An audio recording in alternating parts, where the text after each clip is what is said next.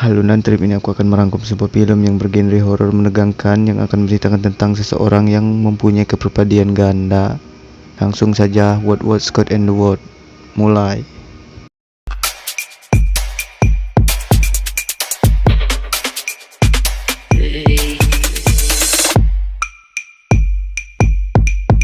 Kisah dimulai dengan dua orang pemuda yang bernama Andre dan temannya yang bernama Robert. Dikisahkan bahwa Andre baru saja pulih dari kecelakaan ditawarkan oleh Robert untuk menggantikannya menjaga rumah kosong di puncak Los Angeles.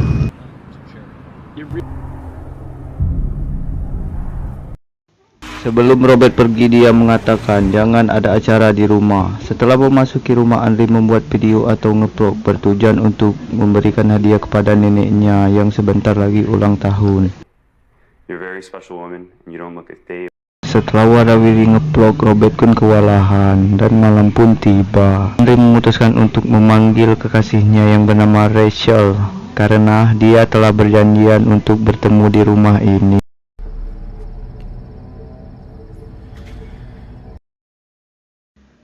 Setelah memasuki rumah, mereka pun berbicara selayaknya orang yang jarang bertemu. Ketika sedang asik berbicara, Rachel pun menemukan kamera vlog Andre dan memutuskan ingin memeriksanya. Can I watch it? It's just a... You're so cute.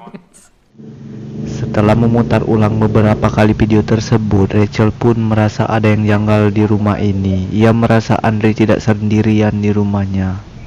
Are we alone? Yeah. You're a very special woman, and you don't look a day over 60.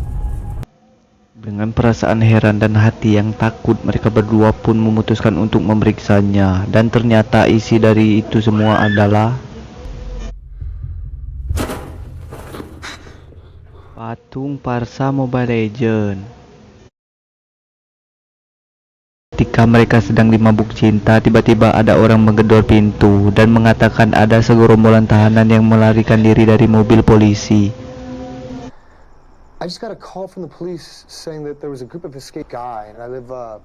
Namanya Guy. Setelah nyelonong masuk ke dalam rumah, Guy pun menjelaskan bahwa dia adalah tetangga dari si Andre, sehingga dia memutuskan untuk menyuruh si Andre untuk mengunci semua pintu yang ada di rumahnya.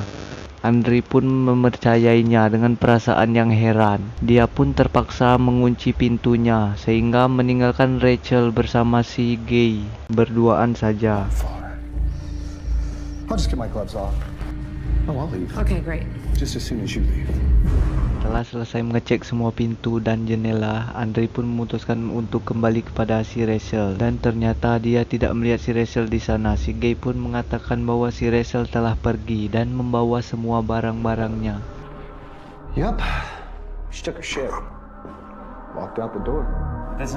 Setelah berulang kali bertanya kepada si Guy, Andre pun merasa geram dan mengusirnya dengan tatapan yang sangat marah. Guy pun pergi dengan perasaan yang luntang-lantung karena dimarahi orang. Setelah mengusir Guy, si Andre pun mencoba untuk menghubungi si Rachel dengan menggunakan HP BlackBerry-nya. Namun, baterai HP-nya lowbat dan harus mencari charger di area rumah ini. Dia pun menemukan suatu ruangan yang berada di bawah basement. Dia pun mencari charger tetapi tidak menemukannya. Namun dia menemukan sebuah telepon rumah yang bisa digunakan. Dia pun mencoba nelpon Rachel. Dia menemukan beberapa foto cewek-cewek dan salah satu foto itu adalah foto si Rachel. Dia pun menelpon si Robert dan bertanya apakah si Rachel pernah datang ke rumah ini. Robert pun mengatakan bahwa si Andre harus terus beristirahat karena dia harus memulihkan keadaan. Andre pun dengan perasaan yang heran menuruti perintah si Robert dengan cara mabuk-mabukan, ngisap asal megu,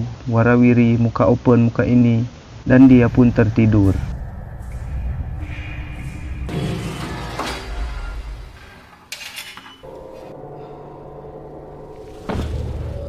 Setelah terbangun dari tidur, dia menemukan jejak kaki seseorang dan mengikutinya. Dan tiba-tiba, Andre terbangun untuk yang kedua kalinya dan dia merasa heran. Andre mendatangi ruang itu lagi dan menemukan kamera yang menyorot dirinya. Ia mencoba membuka file di kamera dan ternyata penyorot sedang merekam si Andre yang sedang tidur tadi malam.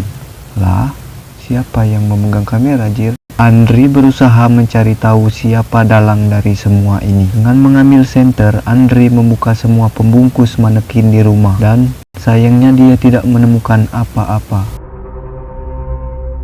Setelah berada dalam ketakutan, si Andri berkata dan memutuskan untuk mengambil pisau dan sebotol minuman.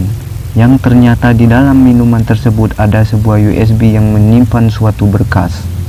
Setelah membuka filenya, ternyata isinya adalah foto ciwik-ciwik yang cantik dan sedang disiksa. Dan ketika membuka file video yang kedua, terdapat satu orang wanita yang diikat di sebuah tiang. Dan tiba-tiba seorang pria menggorok mulutnya dengan sebuah pisau. Seketika listrik padam di rumah tersebut. Dengan bermodalkan senter dan kamera, si Andri menelusuri rumah tersebut bertujuan untuk mencari tahu siapa dalang dari semua ini. Saat berada di dekat danau, Andri menemukan foto seorang perempuan dan tiba-tiba ada yang menimpuk airnya sehingga membuat Andri lari kucar-kacir. Ketika si Andri sedang menaiki tangga, ada seseorang pria yang menarik kakinya.